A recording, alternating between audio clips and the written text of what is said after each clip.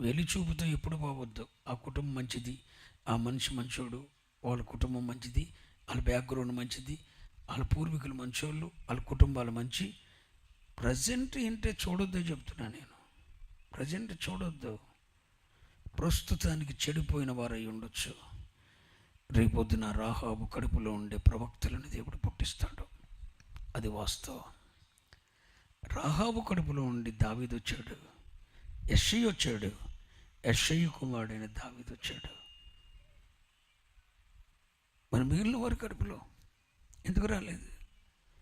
Present ఏంటి చూడొద్దు. ఏ కుటుంబాన్ని చులకనగా చూడొద్దు, ఏ వ్యక్తిని చులకనగా చూడొద్దు, ఏ మనుషుల్ని చులకనగా చేయొద్దు. ఈ కనబడేటివన్నీ అనిత్యాలు.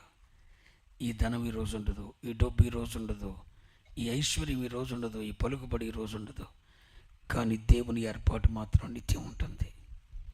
ఆ ఏర్పాటులోనికి తొంగి చూడగలగాలి.